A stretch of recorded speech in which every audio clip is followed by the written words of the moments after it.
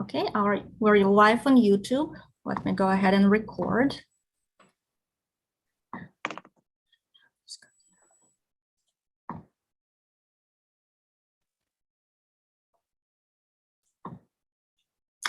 Well, good evening, everyone. Welcome to the Chapter Steering Committee monthly meeting.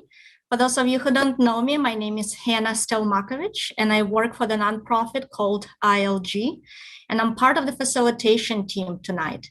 My colleague this evening is Julia Salinas. If you can see her at the moment between screen share and everything, she is waving at you right now.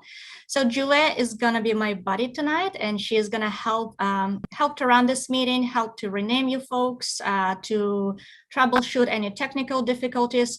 So if you have any questions, if something is not working right, just chat with Julia privately and we will try to troubleshoot in real time.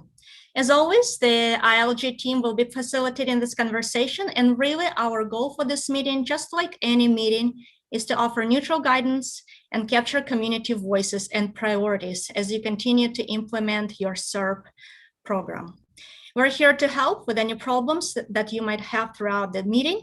And as always, we strive to end this meeting on time and make sure we cover all the agenda items, because this agenda has been set by you, by the committee members during the agenda setting meetings, and all the items on the agenda are very important to this committee. Okay, before I continue, I'm going to ask Maricela to provide instructions for our Spanish participants one more time, and I'm going to ask Julia to show you that slide with the Spanish instructions. Hola, muy buenas tardes otra vez de nuevo. En caso de que necesita que escuchar esta reunión en español, simplemente busque el logotipo o el icono del mundo abajo que dice Interpretation. Aparte de eso, va a querer seleccionar allí el idioma de español y también el botón que dice Mute Original Audio, que significa silenciar audio original. En caso de que tenga algún problema técnico a través de Zoom y quiera participar por teléfono, simplemente llame al número que está aquí en la pantalla, que es el 888-240-3210, con el código de acceso de 33-73-64-5 y luego tecla o el número de signo. ¿En este momento tiene alguna pregunta técnica acerca de Zoom o tiene problemas? Parece que no escuchamos nada. We can go ahead and proceed, Hannah. Okay, great. Thank you so much, Mari. Okay, Julia, let's go to the next slide and let's review what's on the agenda today. Okay, we're gonna start our meeting with our traditional standing updates. We're gonna hear air monitoring updates, and we're gonna hear from the Department of Pesticide Regulation, CARB, and other community partners. Then we're gonna hear from Kern County Department of Public Works. Let's see who's going to be. Alexa is going to talk about a public works project that they're planning to submit a grant application for. She's going to describe the project, and we're going to talk about a letter of support from this committee. We're going to continue with our updates on AB 617 budget resources, something that this committee has been asking for several months. Today is the meeting when the district and CARB are ready to present. And we're gonna then, before wrapping up this meeting, if we have time, depending on how our discussion and questions go on AB 617 budget resources presentation, if we have time, we're gonna continue with enforcement measures updates when we're gonna hear from the district and CARB. And then we're gonna wrap up, and public comment is gonna be at the end of this meeting. As always, these meetings are always open to the public, and there are a variety of ways to participate. First, you can watch us on YouTube. We're streaming live on YouTube. Second, you can watch us on Air District Facebook. And also you have a link to this meeting, to the Zoom. If you are in the Zoom meeting right now, please go ahead and rename yourself and make sure you add a letter P to your first and last name, or just chat with Julia privately and let her know that you're a member of the public, and she will be happy to rename you. All the public comments and questions that you drop in the chat or in the comments on Facebook, we will address those comments and questions at the end of the meeting during the public comment period. Couple more housekeeping items before I'm gonna pass it to Ryan and our wonderful community co-host, Michelle McManus. This is not the first meeting, but in case we have members of the public who don't attend their meetings very often, those are the list of virtual meeting etiquette we use at every meeting. We're asking you kindly to stay on mute just to minimize the background noise. If you wish to speak, please raise your blue hand. You can find your blue hand on the bottom of your screen under reactions or under participant list. If you don't know how to find your blue hand, please chat privately with Julia and she will navigate you through the Zoom controls. If you are on the phone, if you're joining your audio on the phone and not on the computer audio, to unmute yourself, you're gonna press *6, and to raise your blue hand, you're gonna press *9, and this information is on the screen.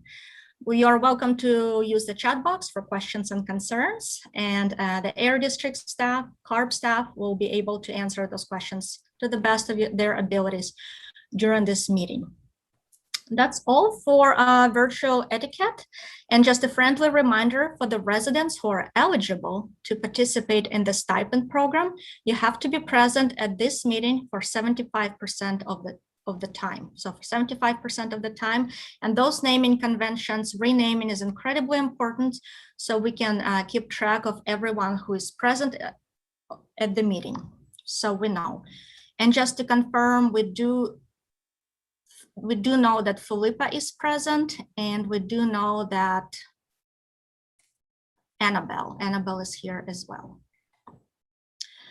All right, with that, we're at 5:10. We're gonna keep moving. I'm gonna pass it to Ryan for his welcome, and then I'm gonna pass it to Michelle McManus, your community co-host, for her welcome.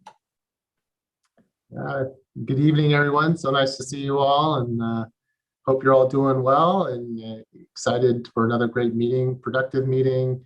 I know there's some good topics and good projects that are going to be discussed tonight, and can't thank Michelle enough for her volunteering to be the co-host for the meeting tonight.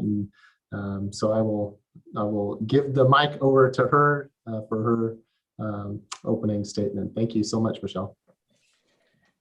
Hi, first off, thank you. My name is Michelle McManus. I first started attending the meetings in May of 2019, and then I joined the committee in February of 2020. I think I went to one meeting before COVID hit. A little background on myself. I've lived in Shafter most of my life. I work here. I got married here. We chose to raise our family here. We chose to live in Shafter, isn't that, and so we've raised our kids. We all went to Shafter High, and my son is raising our grandson here in Shafter also. We've definitely enjoyed the simpler and quiet life of Shafter. That means like knowing your neighbors, walking to football games and walking to school, walking in the country. Some people don't like it, but I love the sound of the train that comes through town. No traffic and a short commute to work. I am in the 4th generation of 5 generations that have worked on our family farm. We were taught by our forefathers to be good stewards of the land, because that's what provides us with food and our living. We were taught to value the people that work here with us on our farm. We know we couldn't do it without them. We have seen many changes in the small town that is not so small anymore. When I went to high school, it was half the size that it is now. I joined the group because I wanted to see how the program is going to change our town. I'm happy to say that the program strive to make our community better by offering ways to do that, but not restricting the commerce of Shafter. I'm always concerned about how new programs and changes are brought on without choking the social economic base that we have in here in Shafter. I do think all of us industries that are in and out of Shafter could do better, and we all need to strive to find a balance between commerce and good air. We do need commerce, just to make sure that I say this, to have a community here and to grow our community. These programs that we're looking at are very complex and take time. I'm always surprised how fast the monthly meetings get here. I appreciate the hard work that is done behind the scenes during that month. I just get the emails and then, oh my goodness, I can't believe it. I've learned a lot and it's taught me, and I've learned, look at things differently. Idling cars, dust storms, lawnmowers, they all are different now. And I think that this is a great way to educate us. And I think education is a great thing. And I think that this is a great committee trying to do that to help our community grow. That's it. Great, thank you so much, Michelle. I'm very excited for you to be a community co-host and to share this facilitation floor with you tonight. And Linda is giving you a virtual round of applause. Feel free to join Linda by clicking on reactions and giving Michelle a virtual round of applause. Excellent, thank you guys. Okay, so before we continue, let me double check. We want to make sure we capture all the participants. Make sure we don't miss anyone. We have a phone number we would like to identify. The phone number ends, last four digits are 8401. 8401. If you can, I see that you're on mute. Can you please let us know who you are? Are you a committee member? Are you a member of the public? The phone number with four digits, 8401.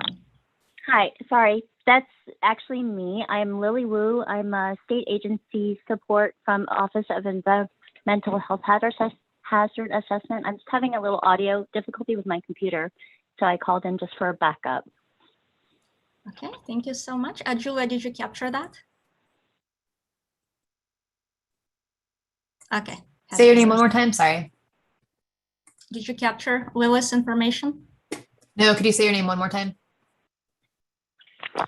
I am Lily Wu, Great. Lilywwu. I'm on the screen also, but yeah, my audio on my computer is a little sketchy. Great. Thank you, Scott, for sharing the information in the chat box. I think, okay, we got everyone. All right, excellent. We are good to go. Let's continue with our air standing updates, and we're going to start with community air monitoring updates, and John Klassen is giving your updates today. All right, thank you, Hannah, and good evening, everybody. Good to see you on here. Hope you're doing well. Just wanted to give a few updates on community air monitoring for Shafter. First thing I wanted to update you on was there was some discussion, I think, at our last meeting about questions about the other pollutants that we're measuring in Shafter besides ozone and PM2.5 and PM10. What about all the other things that we're planning to measure? And we have been measuring those, but there wasn't yet a way to view that on the Shafter air monitoring webpage in real time with those charts that we've set up for the other pollutants. So I did want to update you that those charts are now available. If you're interested in seeing what those measurements are looking like in real time, day by day, there is a place where you can go to view that now for the other pollutants. So just wanted to share my screen quickly here to show you what that looks like. So this is the Shafter air monitoring page. John, I'm going to interrupt you for just one moment. Can you please increase the volume on your computer? We're getting a message that it's a little hard to hear you, especially for our interpreters. All right, I just maximized my volume here. Hopefully that's a little bit better for you. I think it's a little better. Okay, I'll talk as loud as I can. So this is the page we have set up for Shafter for air monitoring. So you probably have seen this before. On the right-hand side is where you can click links for different sites to look at the air quality for the site. We've had this set up for the DMV site. We can view PM 2.5 and PM10. The Grimway Academy, you can view PM at that site. But for instance, a site like the Farm Labor Center, where we have measurements now for not just PM and ozone, but for benzene, the different BTEX parameters, hydrogen sulfide, sulfur dioxide, that data is now available here as well, where you can see what it's looking like day by day. So you can come on here any day you want to and take a look at what the measurements look like in the community for these different pollutants as well. So this is now here available on the Shafter air monitoring page. So I wanted to point this out that this is here for you to take a look at. Just a few other updates here regarding getting the PM 2.5 monitor established in La Colonia. We've been working closely with Kern County on this project, and we really appreciate their support with us, working with us to get this set up. We've shared a lease agreement with them. They are reviewing that, and it's looking good from their end. So we're looking forward to getting that set up here quickly. Once that is done, we'll also be working on the logistics, getting the electrical set up so we can get a monitor there in that area in the middle of the La Colonia community to start measuring PM 2.5 every day on a real-time basis. So we're excited about getting that set up soon, and we'll have that on our website as well for Shafter for you all to view that data coming up here soon. So we'll keep you updated as we progress through that project over the coming weeks. That's it for my update, and I'll be happy to answer any questions. Great. Thank you, John. Looks like the tab under air monitoring on your web page has a lot of different tabs now to look at different data. Any questions, reflections for John? Please go ahead and raise your hand if you have any questions for John. Any questions from our Spanish-speaking participants on the Spanish line?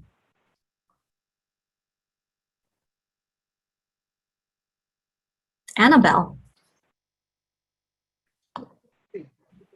Hello, how's it going? This is Gus. Can you? Hi, Gus. Awesome. So my question, some of the questions we have here on is on the website for 8617.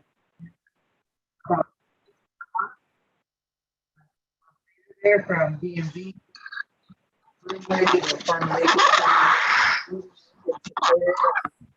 Guys, your internet is breaking up a little bit. We cannot hear you very well.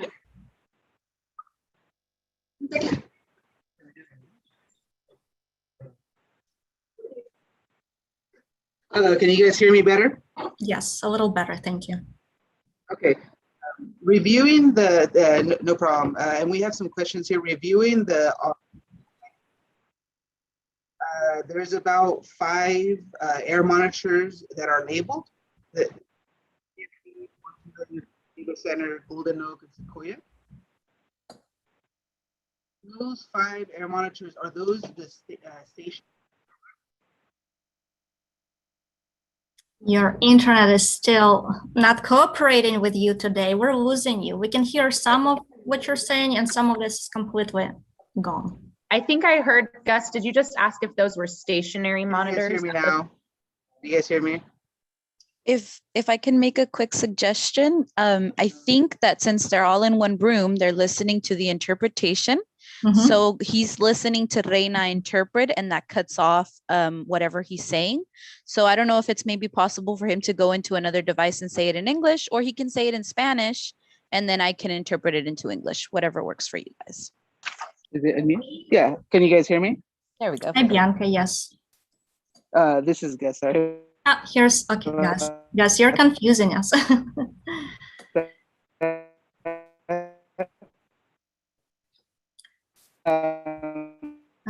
Oh, Linda, this is a great suggestion. So, Gus, we cannot hear you from Bianca's account. So there's 3 things you can do here, if you can hear me. A, you can put your question in the chat. B, can you guys? Gus.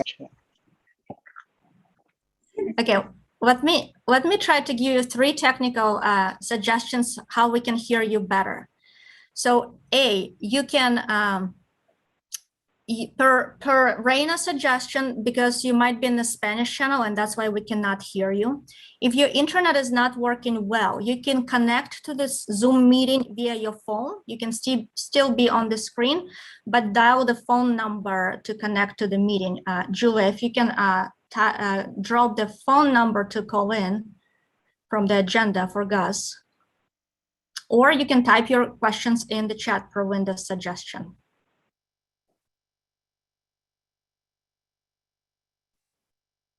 Just giving 1 moment for Gus maybe to respond. I'm not even sure if he can hear me.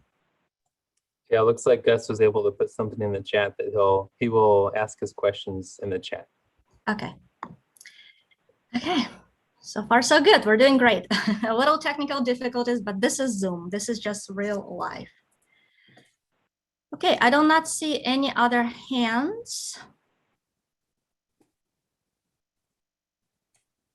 And Gus, we're gonna look for your question in the chat and John will answer your question in writing. We're gonna keep going and we're gonna continue with updates from other agencies. And feel free, guys, to pause us at any time if you would like to circle back or reconnect on air monitoring updates if the quality of technology gets a little better. Okay, so let's keep moving.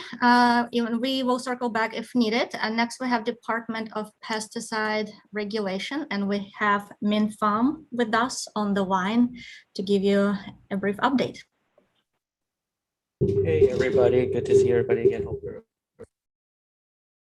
So a couple of key things I wanted to bring across or bring to your attention. Some of you may have heard that Valdocini is no longer, well, he will be departing our department by the end of the month.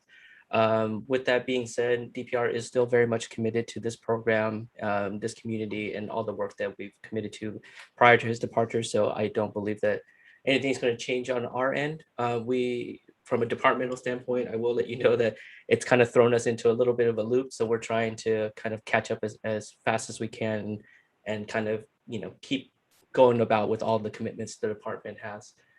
Another big topic, I think I brought it up, but I think it's a little bit more clear now. Within the governor's May revise, there was a large, it's like a $10 million proposal to put notification for state use. At this point, it's being enacted by us. So our enforcement team and in collaboration with the CACs and some other agencies are going to put that into action. There will be webinars and workshops to be soliciting kind of the community voice and seeing what the concerns and what the deliverables may be for that. So as I get more information from that, I will definitely convey it to the community here. Another thing that we've been involved with, I think I mentioned before, is we've been doing heavy work with other communities, other AB 617 communities, one of those being the Eastern Coachella Valley. So with that, we're actually doing an environmental justice virtual workshop. Sorry, tongue twister today. So this is for the community in Riverside County, but I'll drop a link into the chat here. It is open to pretty much anybody. It will talk about pesticide worker safety regulations, use enforcement. It'll talk about some of our reporting tools that we have and give general updates for a reduction plan for that Eastern Coachella Valley community who's heavily kind of looking at this community in Shafter as a blueprint for them. So let me drop that into the chat. But outside of that, we're kind of trucking along as usual. We're working on finalizing the Shafter report that I had mentioned from the last go around. So we'll have that pending some administrative approval right now. So with our exec team kind of scrambling a little bit, that kind of got delayed. So I'm hoping to get that to you guys as soon as I get that the report's done and kind of being read over by everybody right now. So not much else. I can field any other questions that you may have. So Thank you, Min, for that update. And just to clarify, I know the community members had several questions about that report last time. So there's a larger report that last time you guys were working on gathering and analyzing data. And there's a shorter version, some type of fact sheet that you said you're going to present to this community a little faster in a couple months. So when you say you are working on finalizing Shafter report, are you referring to that fact sheet document that we talked about last time? yeah, so what I wanted to, so let me just clarify. So there's actually a couple of reports all kind of coincide with each other. So obviously the Shafter application study that we did is part of the 1,3D pilot project. So the Shafter report on its own is an entity, and that one is in review right now. To give you a midterm type of report where we will basically bring everybody up to speed on how far we've progressed with the 1,3D pilot project. So that will encompass both this community in Shafter and the Denair region and an Oakdale region, I believe, from what we're going to do. And the fact sheet is contingent on obviously it's contingent on the Shafter report, which is under review right now. So once I get that, I can have the fact sheet. So it's kind of unfortunately, it's kind of a step-by-step process that kind of got held up with our changes upstairs. Thank you for that clarification. Okay, I want to open up the floor for the questions, and I do want to make sure that Gus, Bianca, Annabelle, and Philippa are all set there and their technology is working, because there's 4 people, and we want to make sure they are able to participate fully. So if you have any questions, raise your hand.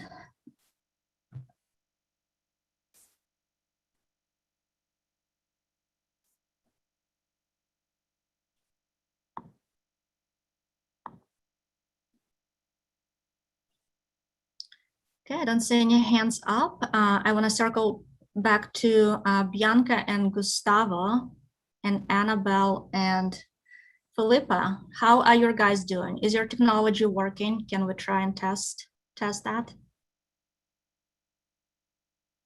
Are you able to hear Spanish translation? Are you all set? Okay, I see the thumb up. Okay.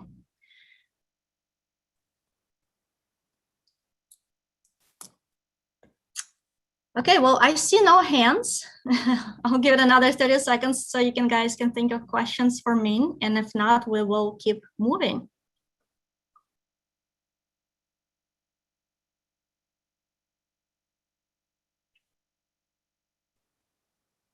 And Min just dropped the link to the Riverside County Pesticide Workshop in the chat.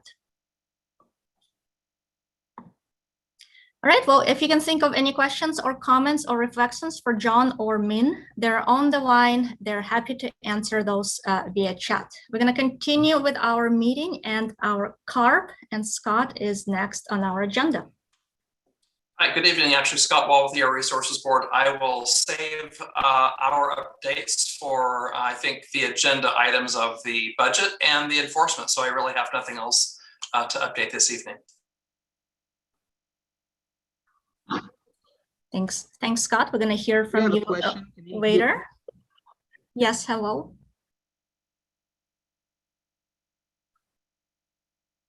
I think we have a question from Gus Group. Yes, thank you. This is Gus. The question we had, sorry about the technical It's okay. Thing earlier. Don't worry about it. Yeah.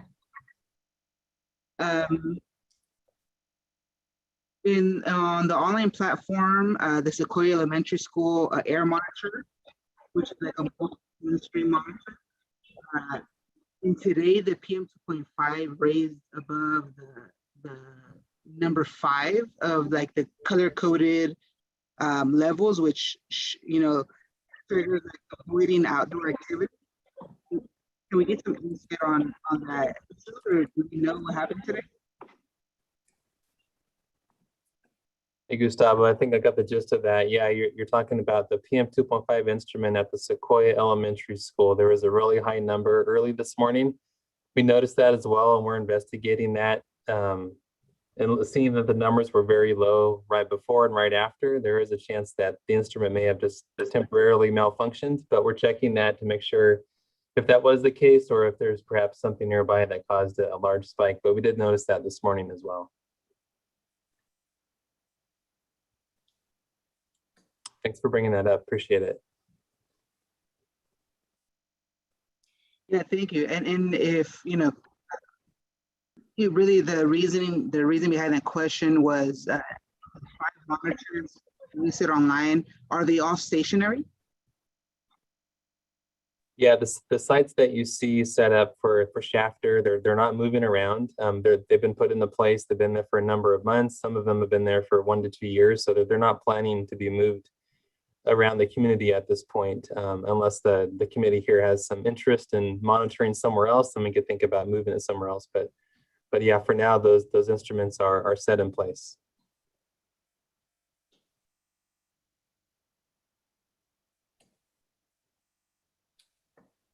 Any other follow-up questions, or we're all good? Just wanted to make sure.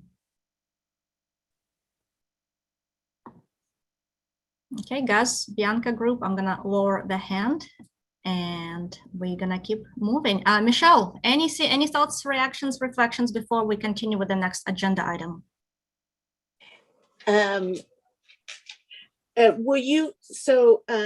Min said that about the the notification program is, so it's kind of now going to go statewide. I saw the article in the paper, but that's going to go then statewide. That is not going to be just localized on Shafter. That's going to be a program they're going to attempt to do for the state. Is that what he said?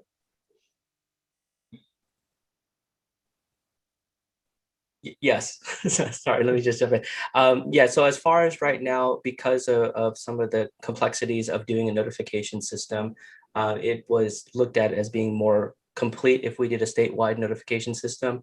But I think the one thing that's different with this process is we're really coming back to the community, the asks are. And I think this, once I get more dates on workshops and community meetings, I would like to invite people from this community to come out and tell us what you want so that we can actually focus on those, not only, you know, just for your community, but for the statewide notification process as well. I thought quite a bit about the statewide or the door hangers and things. And, you know, as being in the ag industry, you know, as farmers, the door hangers have some unique disadvantages. I mean, the ag commissioner is very succinct on document to file when they show up at our place of business to make sure that everything's lined up. They want documents to file, and that's kind of an interesting thing, how we're going to prove that we've actually documented door hangers on our neighbors. And then of course, you know, the normal things is, you know, our neighbors, you know, have dogs, fences, people that don't want you on their property. So that's some hurdles too. I know it's a really complex issue, and there's a lot of information that needs to get to the person that needs it. And I agree with that. You know, it's back to being, as farmers, being good stewards of the lands and being good neighbors to our neighbors. And so we got to find that balance that makes it all feasible and doable and recordable for everybody, so that they need to get the information they need and we can raise the food that we need to raise. Yeah, that's all great points. And I think that's why we're having this ongoing discussion, because it needs to be a partnership between the community, the farmers, the CAC, and us in DPR, as well as other agencies across the board. Door hangers are one approach. And I think that's an avenue that we'll look at along with many other avenues, because obviously technology is different now. So, I mean, maybe there's a possibility to go somewhere a little bit notification system that was based off of websites. So that, you know, there's many ways that we can approach this. Right now, obviously, we're still in the planning and discussion phases, and we have to make sure that it works for everybody. Obviously, everybody receives information so differently now, especially with the pandemic. So I think it's a good opportunity for us to kind of take a step back and see what the available avenues are and how we can tackle it to the most efficient, you know, purpose. Thank you, Min. And I see Michelle giving a thumb up to your answer. Bianca, I see your hand up. I hope technology is doing a little better on your side. Hi, Bianca. I don't know if you can hear me. Can you hear me now? We cannot hear you very well, Bianca. Internet is very spotty. Hello? We cannot hear you very well, Bianca. You're breaking up. Can you hear? No, I took off my headset, so I'm trying to get the best connection. Hello? Yes, we can hear you now for a second. Okay, so I wanted to address on the notification piece. I wanted to address what Glenn's proposal for door hangers. This is an advocacy work that residents have put in a lot of hours and a lot of time frame, a lot of time to even have the idea of having door hangers from the ag commissioner, because he's only giving one pesticide, and that's ridiculous for what Shafter is. This is an all agriculture area. And just to give out one notification 200 feet away from residents, it's ridiculous. It's a slap in the face, because grower to grower do have notification. And why can't residents have that accessibility? The system is already in place. And the only thing that is holding us back at the moment is the ag commissioner. He's the one that's delaying the process on not wanting to do any notification in the area. We have DPR on the table trying to help us out, trying to make amends with the ag commissioner, but yet we haven't been able to make any changes. Recently, CRPE and CCEJ did a public request to the ag commissioner's office, and what the ag commissioner sent out were letters that he sent out to other growers at the beginning of last year addressing 13D. But in those letters, he also addressed what to bring in light on notification, and his remarks, his statements in these letters that I'm going to share out to the Air District so they could disperse it to the rest of the steering committee so they could view what we have at the moment as an ag commissioner, is that he is fully opposed to do any type of notification. And to be honest, he's the only one at the moment that has the notice of intent, the most accurate information on notification at the moment. So I'm here trying to bring that in light. I know this is a recorded meeting, and it's important to bring that every meeting, I guess, that we're still in a delay because our ag commissioner at the moment does not want to help us out with the notification to make it better. And especially because he already has a process made, we're just waiting for him to agree to what DPR's request was back in December. So, yeah. Thank you, Bianca. I appreciate hearing your perspective, and I hear that this is an incredibly important issue for this community. And it's been, what I hear from your voice, there's a little bit of frustration about this process. I don't know if anyone want to respond to Bianca's comment. Again, DPR, Ag Commissioners, Air District, they're they're hearing this. And like you said, this meeting is recorded and this information is public. And Bianca, we can hear you very well without the headsets. So I don't know if the issue was the headset or the internet, but your sound quality is excellent now. Okay, any other comments, reflections before we continue? Anyone on the Spanish speaking line? Sí, buenas tardes. Soy Anabel. Con referente a lo que Bianca está diciendo, se me hace vergonzoso para una persona tan, el puesto en que está, porque no puede ser posible que la ciudad de Shafter esté de parte de nosotros para darnos comunicación y él se oponga. ¿Será que tiene bastante poder? ¿Será que sabe quién lo defiende? ¿O será que los rancheros le pagan muy bien para que haga lo que hace?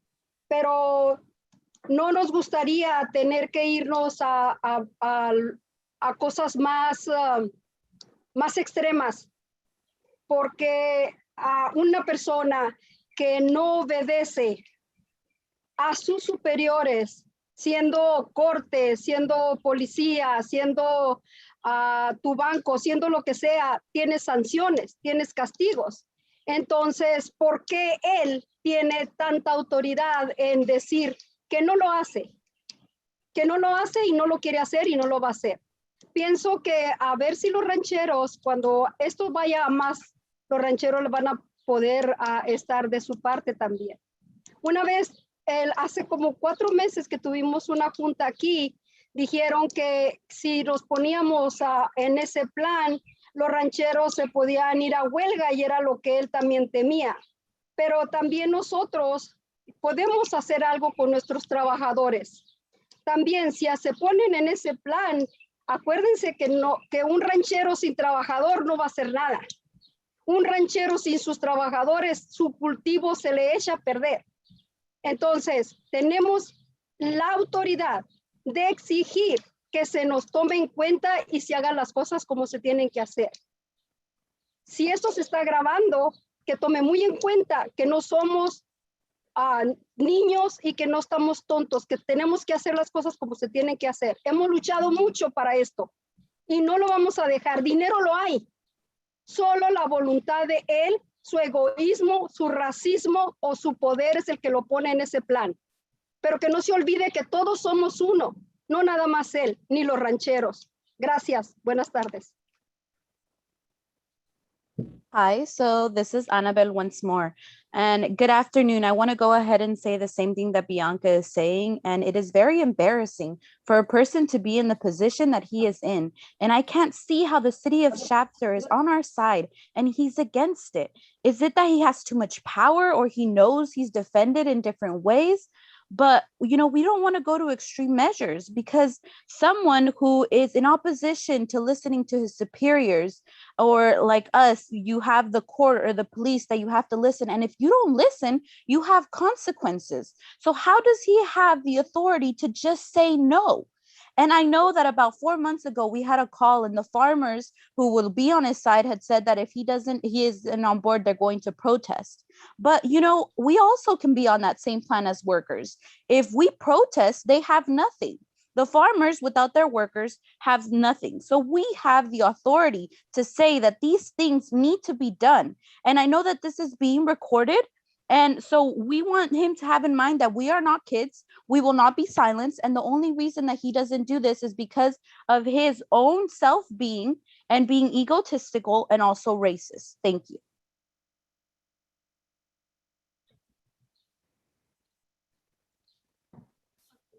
Annabelle, thank you for sharing those comments. Bianca, do you have a follow-up question?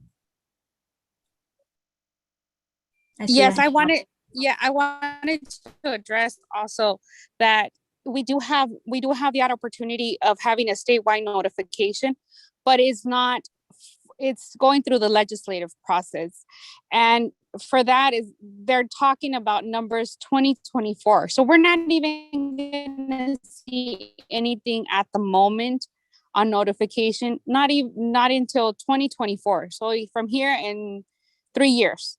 We have the money already allocated from the AB 617 to do the notification now. There's money, there's movement, there's all the key players are ready to go. We just need one person, one individual at the moment to make this notification possible. And it's in a recorded meeting, and I just wanted to address that.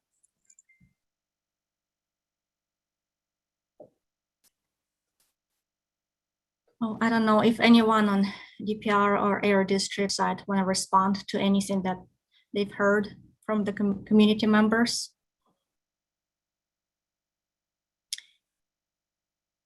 Ryan.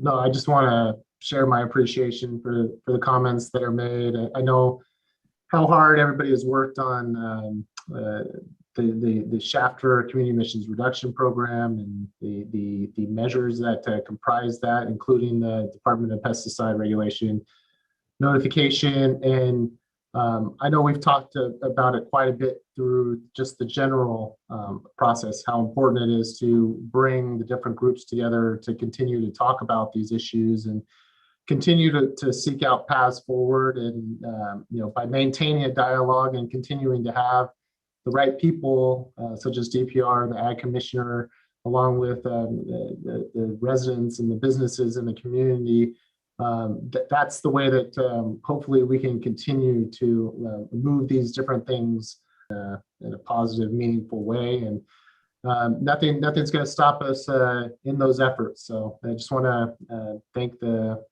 everybody and that continues to attend and listen to the feedback and share their experiences. So we'll continue to work on it. Thank you.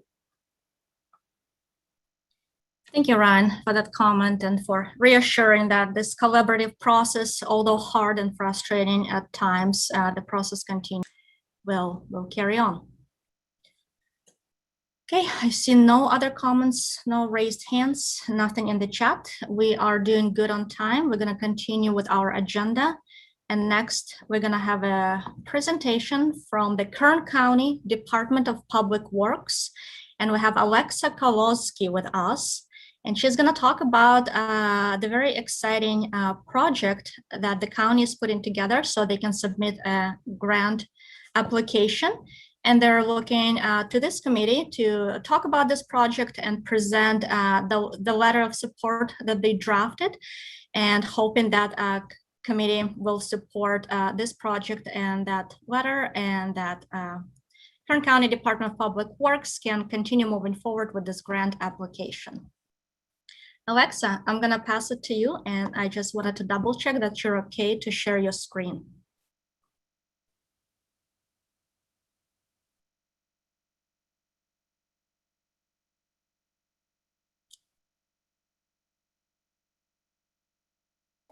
Can everyone see my screen? Yes. Okay. Hi, my name is Alexa Kowalski. I work in the Kern County Public Works Department. You've previously met my supervisor, Yolanda, a few months ago in a presentation about the infrastructure requirements that are needed for sidewalk projects.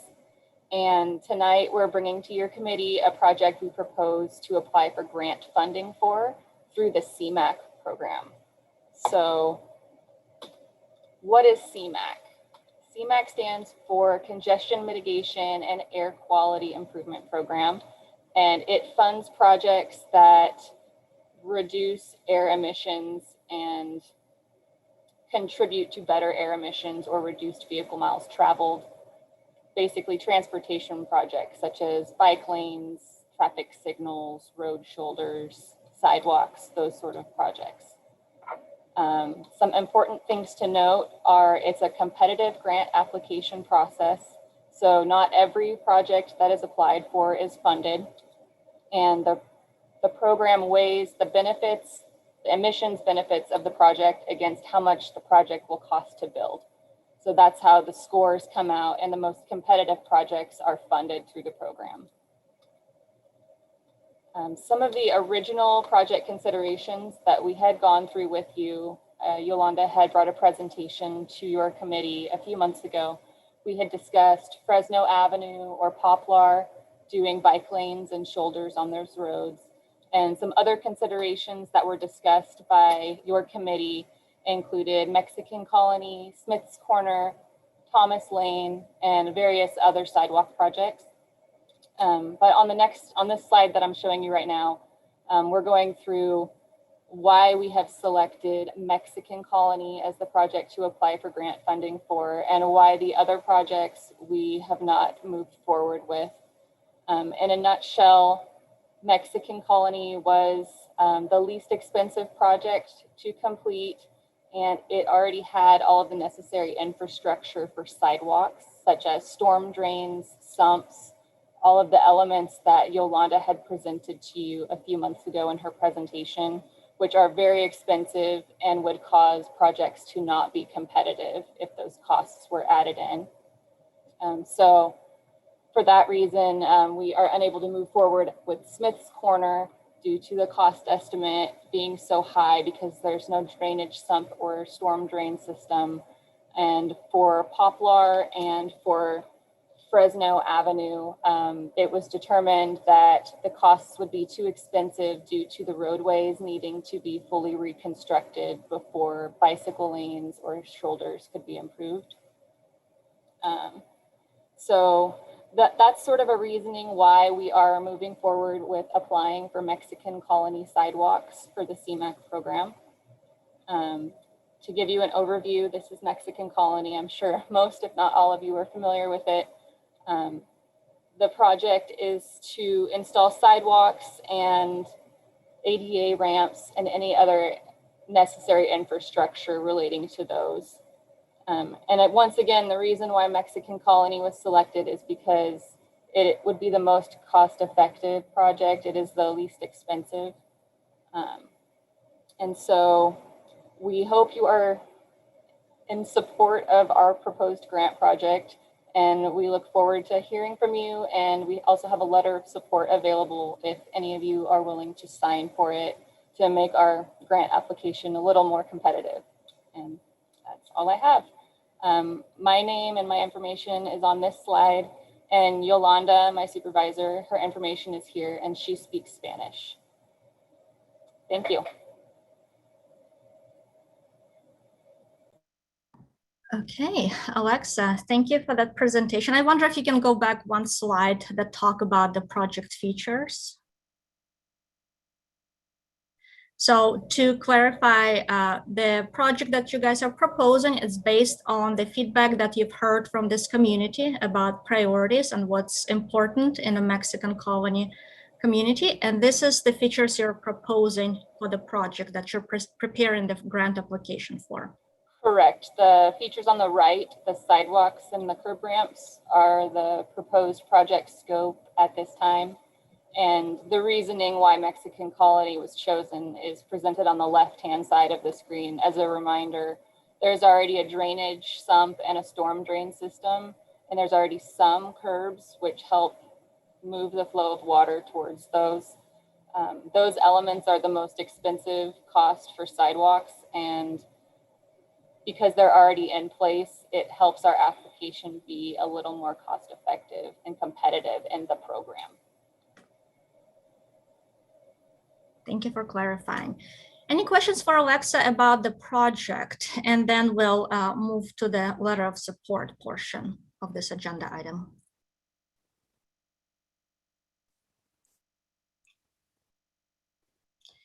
I see no, Ryan, do you have clarifying comments?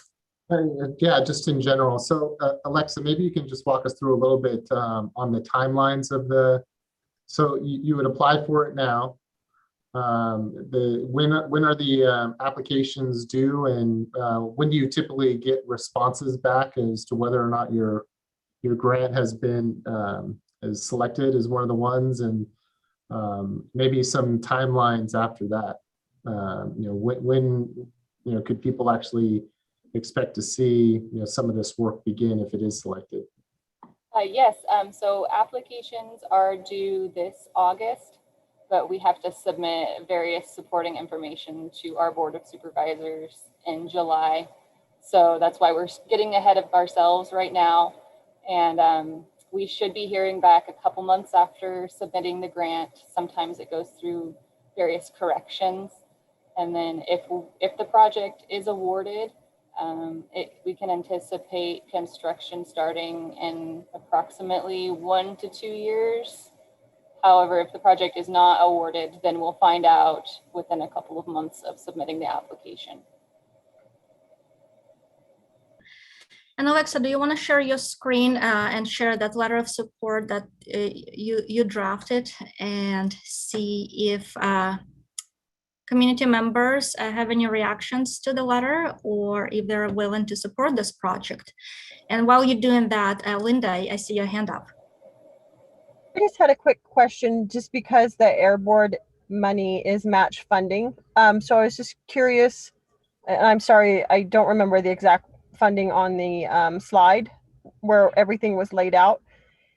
If the grant would cover most of that, can some of the other money through the Air Board, like say if we don't need all the money for the sidewalks, can it go to help other programs within the city, or is it specific when it comes to match funding for sidewalks that it's the same program?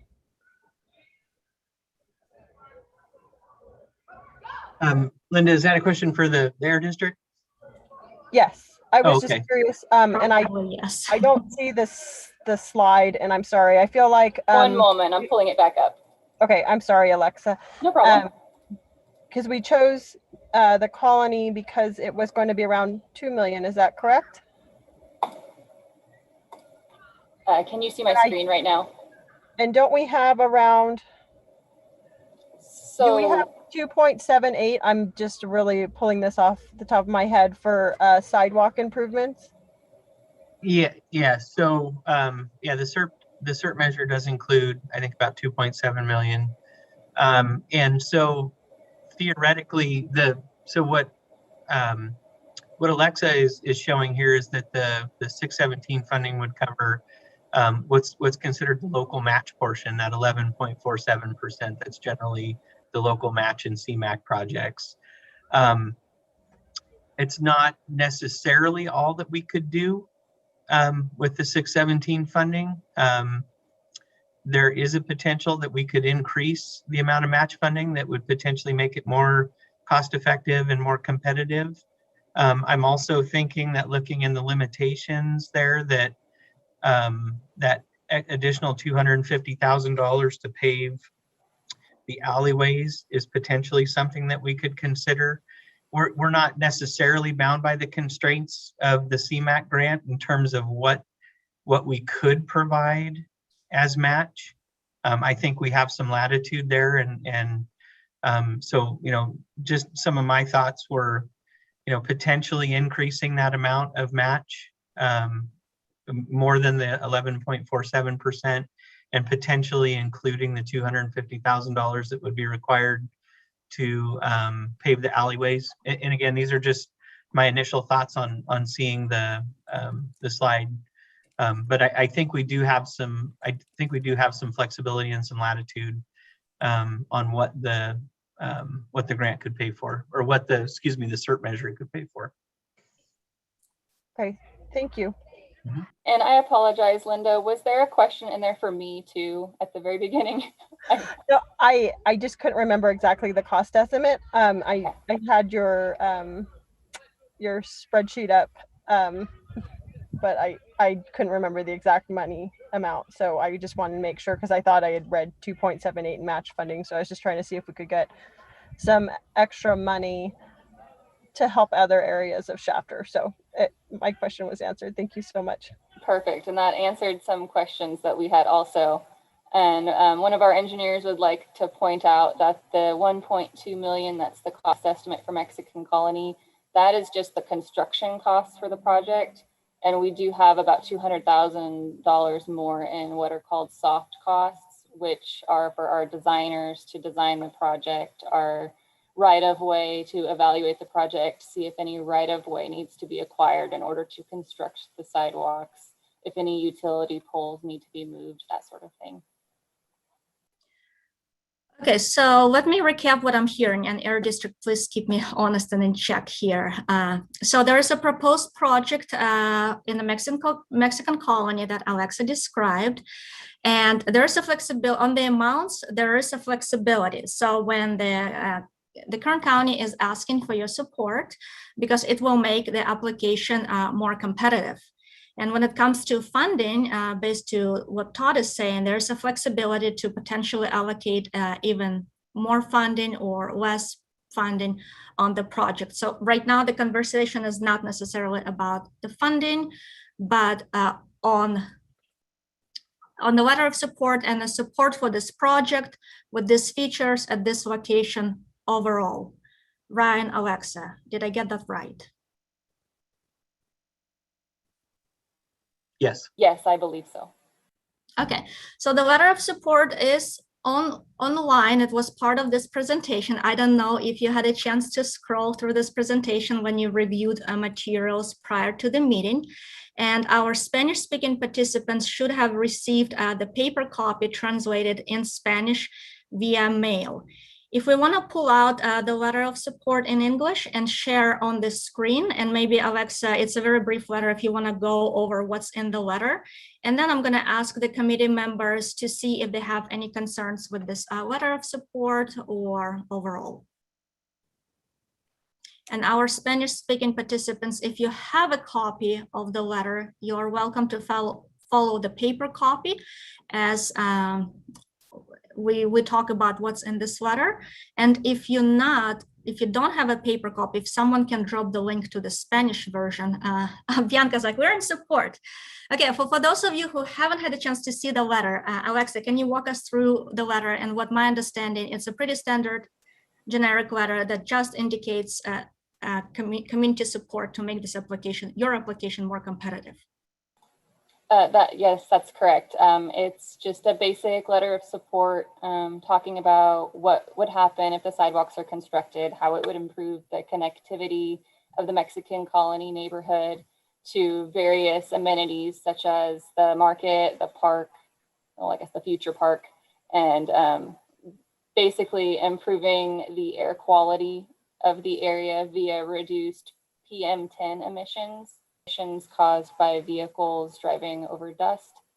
And it basically just summarizes the expected emissions reductions that can potentially be realized from the project and asks that the project be considered for funding. And by having the community support this project, we believe that it would give our project a little better leg up than it currently has due to the cost of project and the emission benefits that will be realized from the project. Thank you, Alexa, for walking us in this letter. Okay, how do we support the letter? Do we need people's names? So what I'm asking you, do we have any concerns? Anyone has any concerns with this letter, with this project? This is a good time to let us, the Kern County, the Air District know. And if you don't have glaring concerns, we will indicate that as your support. And you're also welcome to drop your support in the chat, just like Bianca and Michelle did. So I'm asking for any verbal or concerns with this letter.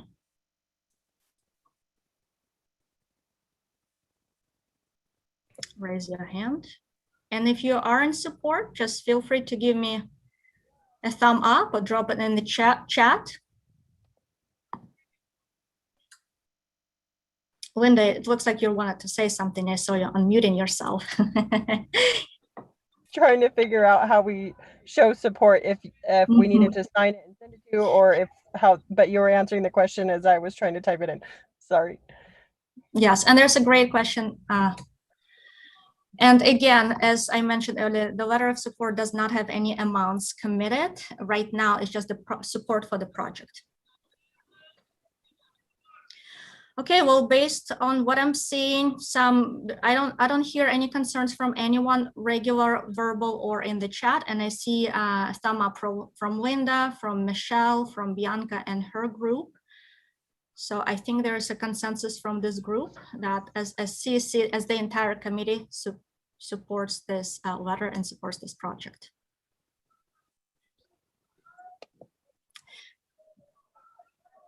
Hannah, I'm just going to interrupt for just a moment. For attendance purposes, we just had someone join a few minutes ago on the AT&T line, and we'd like to ask who is in attendance so we can capture that in the chat. And I just asking so that the interpreter can say that.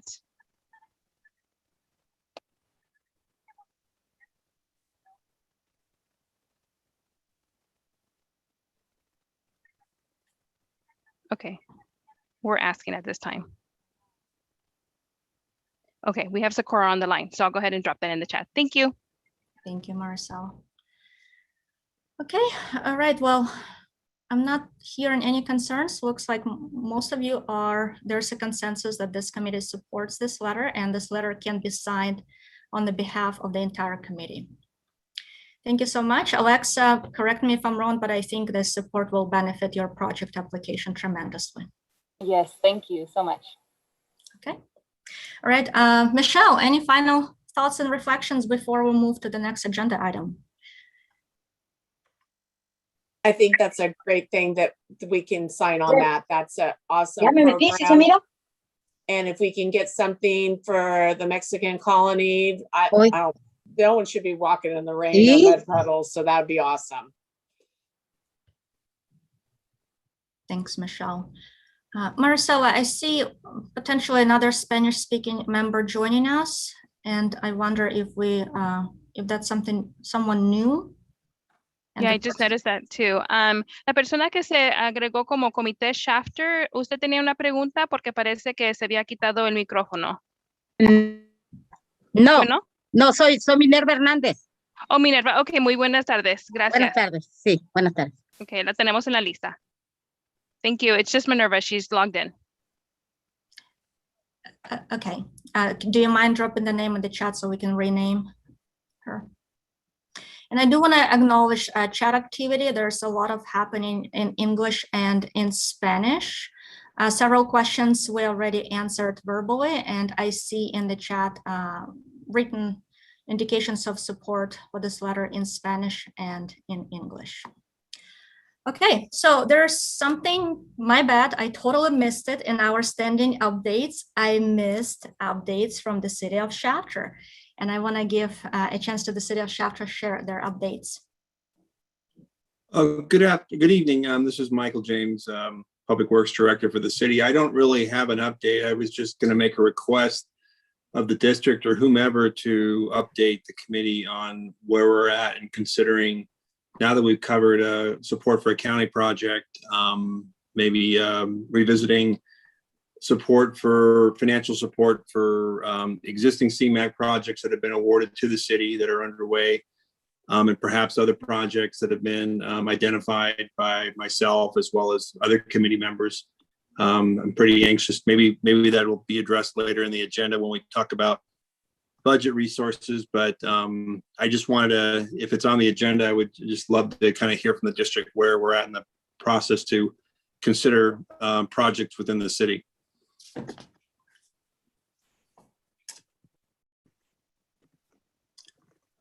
I don't know if, Ryan, I see you're unmuting yourself. I don't know if we wanna, if you have a quick response to that, or in the interest of time, if we wanna pin that conversation for the next time. I know we're running a little bit over time on the agenda.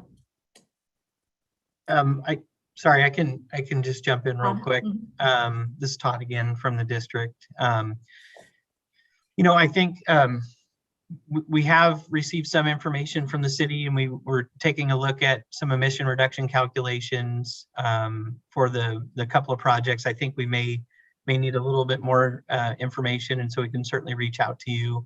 Again, I think you know, if it's the will of the committee to support these types of projects, I think we can support them in a way, you know, in terms of match funding. I think the one that you're talking about that's already underway is the roundabout on, is that Santa Fe Avenue? And then there's a couple of other projects. So I definitely think there's an opportunity there for committee support.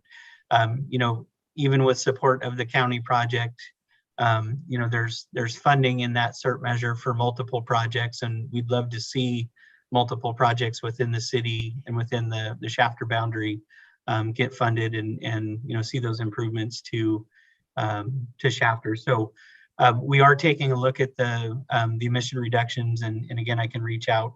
I think in chatting with some folks here, we may need just a little bit of follow-up information so that we can kind of make a determination about cost effectiveness and overall project benefit. But again, you know, it's the, you know, it'd be up to the will of the committee. I think a lot of these are great projects that we're talking about in terms of sidewalk improvements and again, I think the one roundabout there.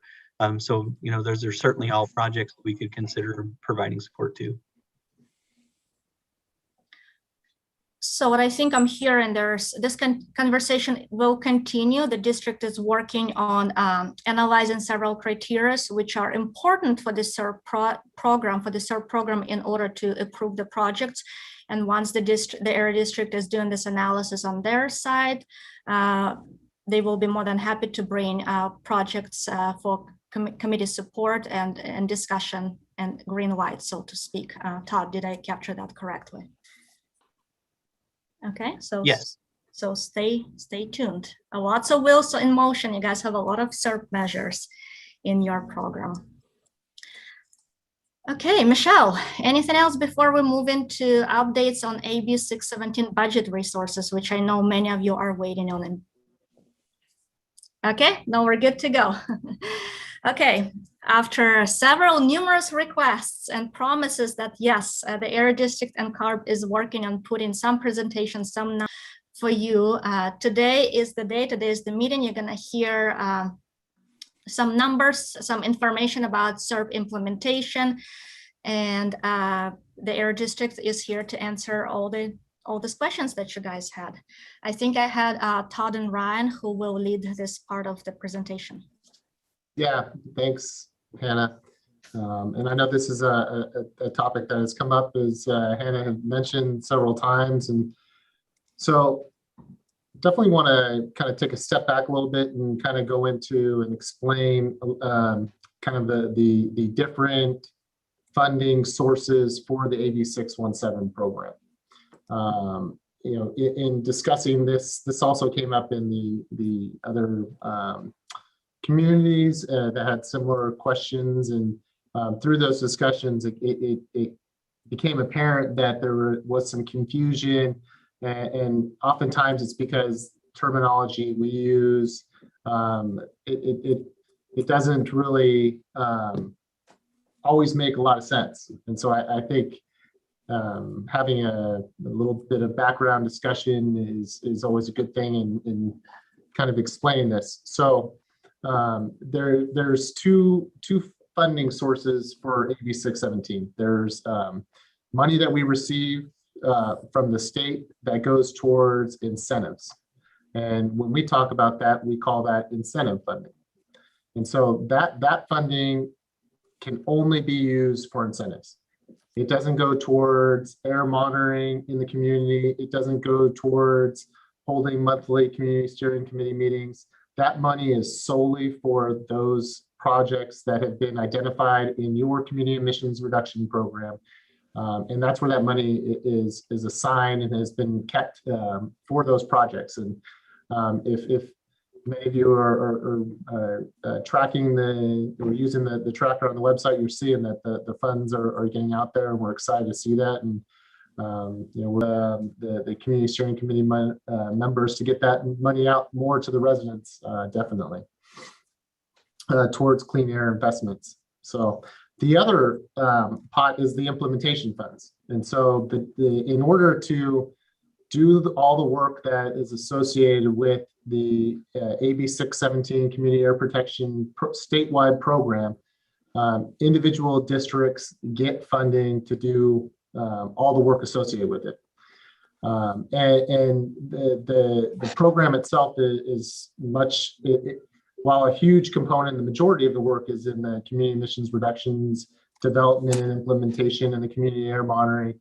There are several other components that are also included in the state legislation that created this program and is required. And so what I'm going to do is I'm going to go through the budget for the program and where we've assigned the funds and for this upcoming year, and go through the different things that are in these buckets of funding. The other thing that comes up is that I think a lot of communities thought, or were under the understanding that each community gets its own assigned set of money. And that's not how we have run this program. I know it's not the way that the state runs the program.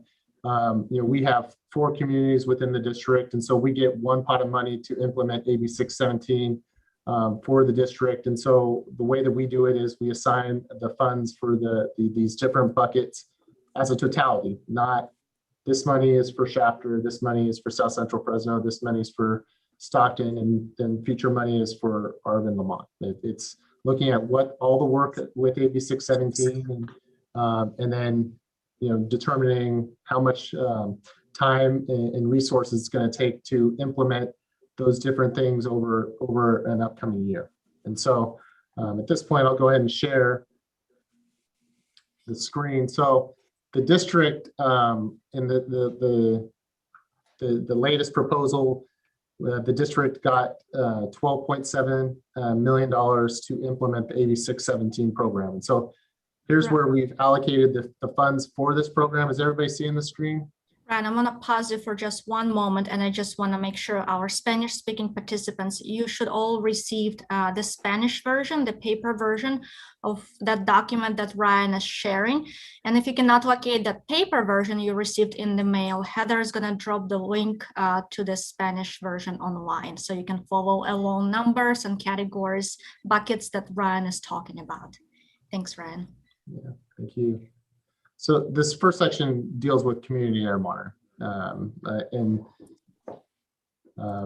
As we got an update from John earlier, very excited that we've been able to almost fully deploy the community air monitoring plan that the steering committee worked with us on developing, especially once we get the last monitor in La Colonia up and running. So the allocation for this category includes the work that we do in working with you. It was the work to identify the sources and locations of air pollution concerns in the community, and all that was done to really develop that community air monitoring plan to address the concerns and sources of concern within the community. It's to purchase and maintain the individual pieces of monitoring equipment. I know anytime pieces of equipment have been getting emails from us explaining what's going on and the work that the district is doing to repair that equipment. In addition to that, we're just out there regularly checking on the equipment, making sure it's operating properly. We collect all the air pollution data, both for short and long-term air quality, and we're going to use that information to help us assess the progress of the community emissions reduction program and the different measures that are compose the community emissions reduction program. What we do with all that information is we've combined it, we put it in the community-specific website and have made all that information available. We are also sharing that information with the California Air Resources Board, and they also have a site that they are maintaining that collects all of the community air monitoring data across the state. It's called AQView, and we provide a link on the Shafter Community Air Monitoring page. We provide real-time air quality data, as you saw today, with the tool that John shared with everybody. In addition to that, we also develop weekly reports and quarterly reports with more in-depth information. We've had subcommittee meetings to go over the information with the community steering committee. So all of that work goes towards what falls in that category. And so over this next year, and this includes the equipment itself that we have to purchase and as part of those community air monitoring plans. So the amount that we budgeted is $3 million, a little over $3 million. The next category is the community emission reductions programs. And so this is all the work that we do in the initial phases where we were working with you to develop specific measures to address the air quality concerns and challenges in the community, to where we are now, where now that we have 40 plus measures that compose or 51 measures, I should say, that compose the Shafter Community Emissions Reduction Program. Now it's the work to actually implement those measures. It's working with our partner agencies, the different community organizations to move these things forward and to get the air quality events that we all expect through this program. So for the 4 communities, that work is expected to cost roughly $5 million.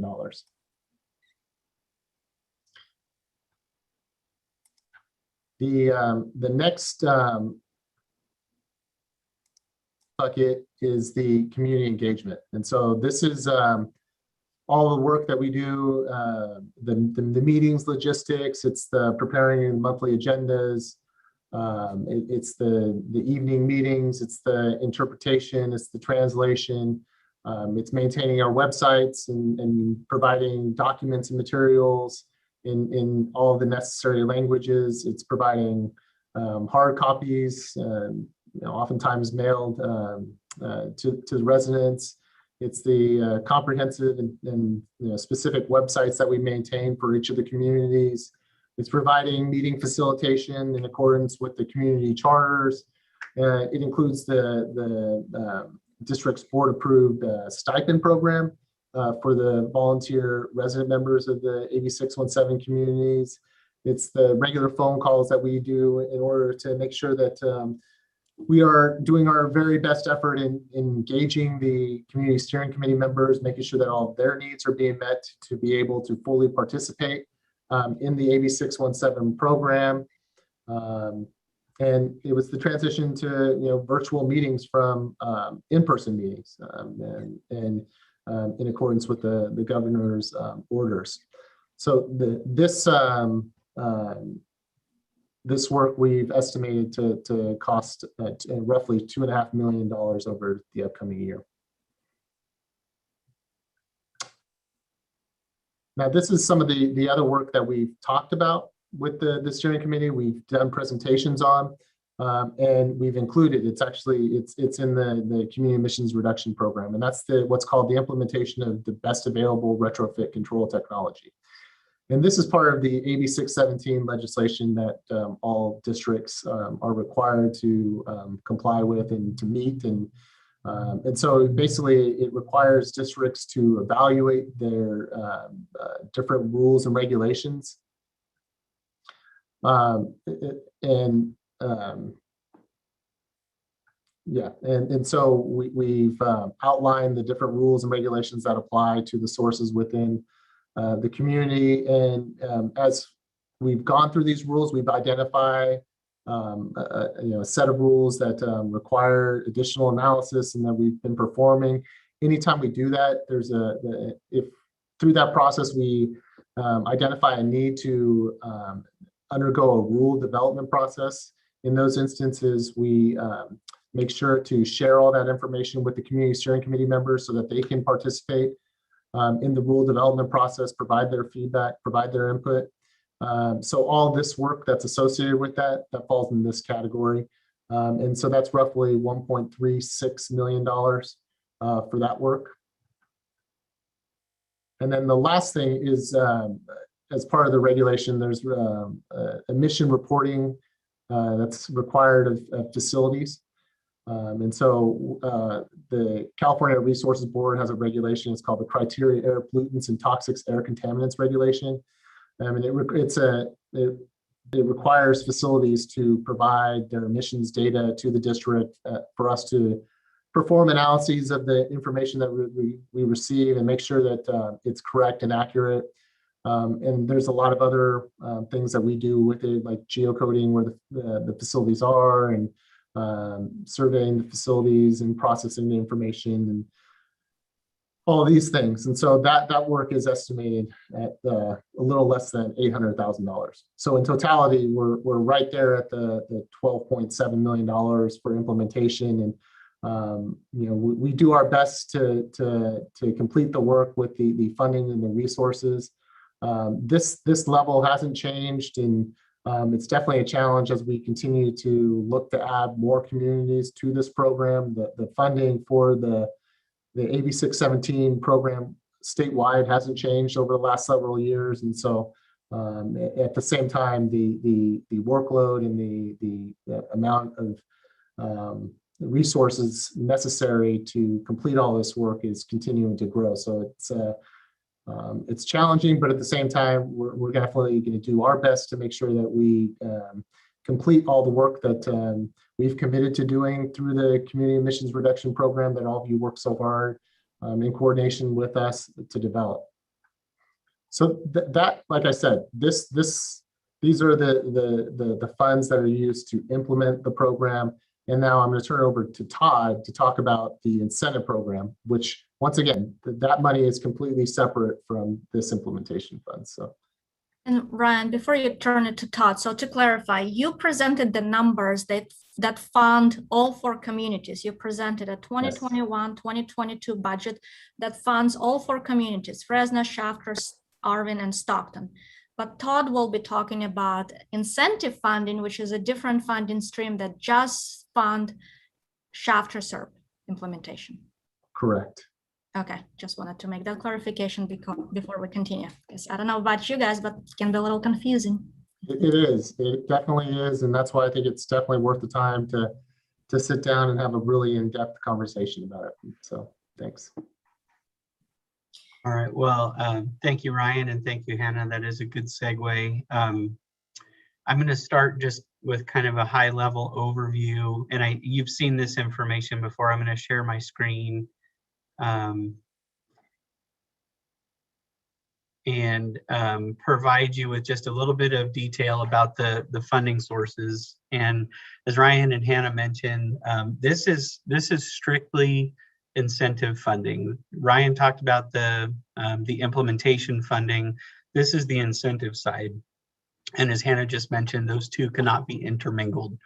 And so looking at the funding that we received so far, in a couple of years ago, we received funding in what we call year one funding. That was through Assembly Bill AB 134. We refer to this as early action funding because this funding came in as we were working on identifying communities. 617 was brand new. And so this early action funding was intended to really jumpstart AB 617 and provide some immediate and early benefits in disadvantaged communities and low-income communities throughout the district. And then as we identified communities, Shafter and Fresno, it became more focused. And then so the funding started to then go into those community emission reduction programs as they became developed. So year one, the district received $75 million in incentive funding. The current liquidation deadline for those is in about 2 or 3 weeks. It's 6/30 of 2021. Now, there's language in the current state budget, which is pending approval at this point, that will actually extend those expenditure deadlines out to 2023. So it gives us 2 more years to expend those funds. And when I say liquidate, that means like the projects have to be complete and the money has to be paid out. So it has to be gone from the district's accounts. And so we're getting that deadline extension out to 2023, although a majority of that year one fund, that funding is already been paid out. Now, year two was funded through SB 856 or Senate Bill 856. This is where we really started to focus funding on the specific communities. The district received $59.7 million in funding for year two to fund primarily the South Central Fresno and Shafter SERP implementation. So to fund the measures that went into your SERP. The current liquidation deadline is 6/30 of 22. However, like year one, there's language in the budget right now that extends that liquidation deadline by 2 years, 2 additional years. So the new expenditure deadline will be 6/30 of 2024. And so that a majority of this funding is what we're talking about in terms of funding the specific measures in the Shafter SERP. And then year three, similarly, was identified and allocated through Assembly Bill 74, and a majority of that funding is sort of earmarked for Stockton and then the Arvin-Lamont SERP implementation. The district received $53.9 million in year three funding. And the current liquidation deadline is 6/30 of 2025. There was no expenditure deadline request or extension needed. It's already sufficiently far out into the future to give us time to spend those funds. So just wanted to kind of go through, that's the incentive funding that the district has received. The Shafter SERP included, I believe it was around $38 million in SERP measures. And the next spreadsheet I show you, we'll just kind of go through the SERP measures and just kind of give you an idea of where we are. A much more detailed version of this can be found on the Shafter community page on the district's website, but I just wanted to kind of give you a brief overview sort of where we are with each one of the measures in Shafter. I'm not going to go through every one of them because there's quite a few, and in the interest of time, I'll just kind of hit the highlights. But just wanted to kind of show you how this spreadsheet is laid out. It starts with the measure number, and these are directly related to the SERP, so you can find each one of these measure numbers in the SERP itself. And then a measure description, for instance, low dust harvesters. The type of unit that we're talking about is obviously a harvester replacement.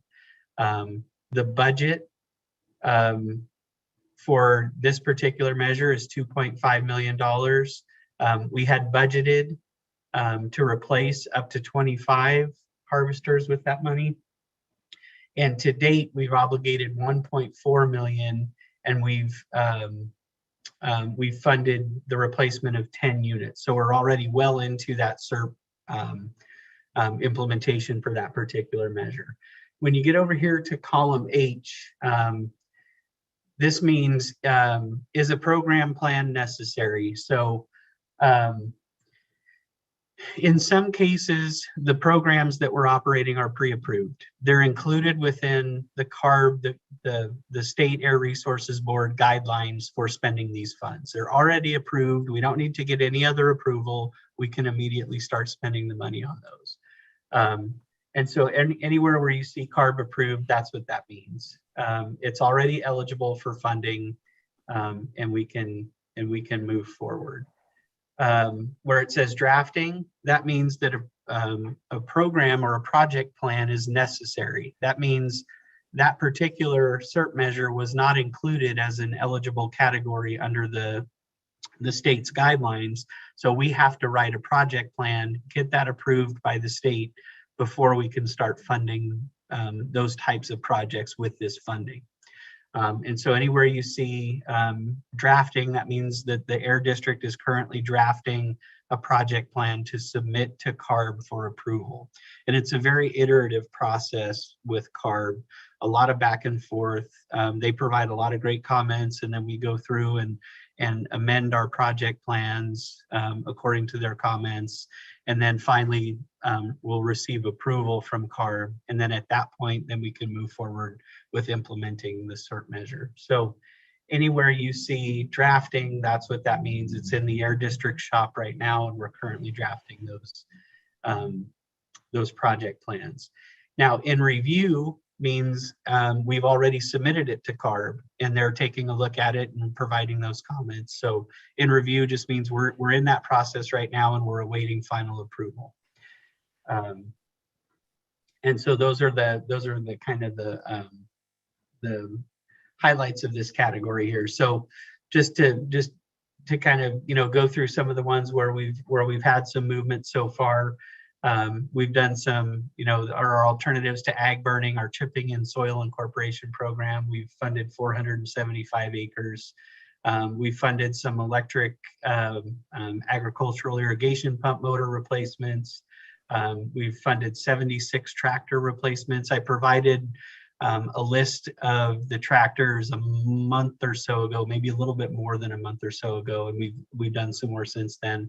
Provided a list. I think Gus asked to see the list, and we provided that. Just wanted to get some more detail on the tractors that we had replaced. Now there are a few of these where we're going to be coming back to the committee at some point to try and kind of dial in exactly how we want these measures to how we want them to work. There's guidance that was provided in the SERP language, but we're going to be coming back when you start looking at the nuts and bolts of how these projects work. We're going to be coming back for guidance. We're also going to be coming back for programs where we may have not seen as much participation as we would have expected. This one right here, this is residential lawn and garden equipment, for instance. We had budgeted to spend or replace 280 pieces of lawn and garden equipment. So far, we've only replaced 4. And so, I'm sorry, was there a, Can I ask a question? Yes, Todd. I remember I spoke to you a while back ago in regards. Bianca, your internet connection is not ideal at the moment. I wonder if they can...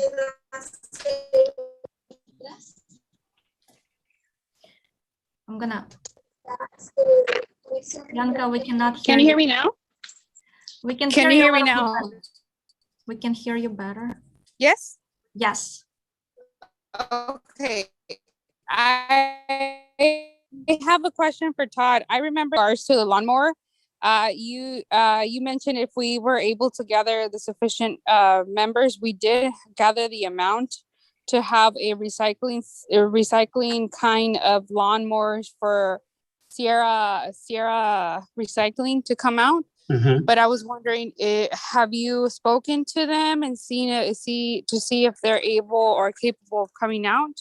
So we've had some initial conversations, and that is exactly where I was going with this discussion. So perfect question at the perfect time.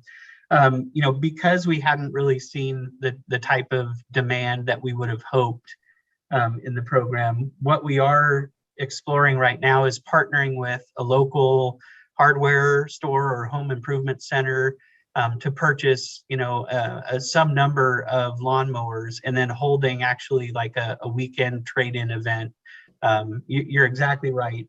We have had some initial discussions, and so that is moving forward. And just wanted to kind of let you guys know that those discussions are happening, and we're going to be coming back before the committee with a little bit more information very soon on what that could look like.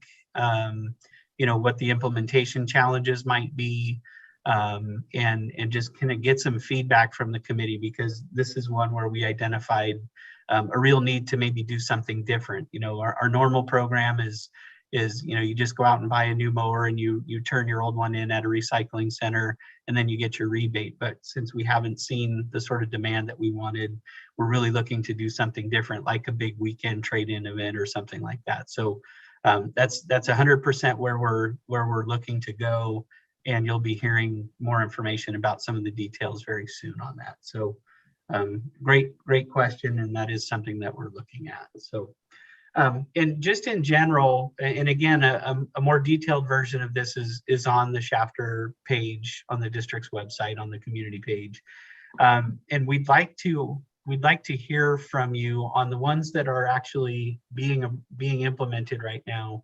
Who are we not talking to that we should be, or what groups can we reach out to on some of these? So it really becomes an outreach function at this point to really get the word out about some of these programs.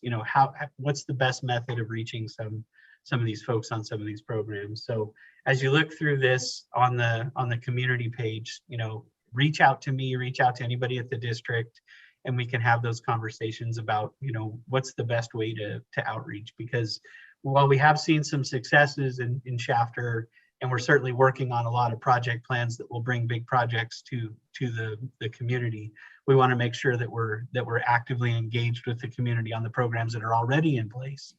How can we do more chipping and shredding and soil incorporation? How can we do more low dust harvesters? Who are we not talking to that we should be? So any advice or any assistance you can provide us in that respect would be greatly appreciated. So again, I'd be happy to take any more questions at this point, or we can certainly move on if you're comfortable with where we are. Yeah. And Todd, a quick clarifying question. How's the spreadsheet different from the tracker, the Shafter tracker that Jessica usually pulls out? Yeah, there's just a little bit more information about the current activities. There's just a little bit better description of some of the current actions that have been taken on each one of these. But the numbers are the same. It's very similar. Yeah. Just slightly pared down. Thank you, Todd. I do want to do a quick time check. We are at 5:45. I believe we're still going to hear a quick update on SERP implementation funding from Delhi. I wonder if we want to take several questions for Ryan or Todd based on information that they presented, and then we circle back to Delhi and hear from her. Any questions for Ryan or Todd? And again, Ryan presented information about what we call implementation funding that covers funding for all 4 AB 617 communities, and Todd talked about funding for individual SERP measures for Shafter community specifically. Oh, someone is correcting me in the chat. I said 5:45, it's 6:45, folks. Sorry, English is my 3rd language. It happens sometimes. Thanks, Julia. That's why we have a team here. Okay, any questions for Ryan or Todd? And I do recognize it's a lot of information, a lot of numbers, but hopefully there's a little bit more clarity how these funds are divided, distributed, and spent.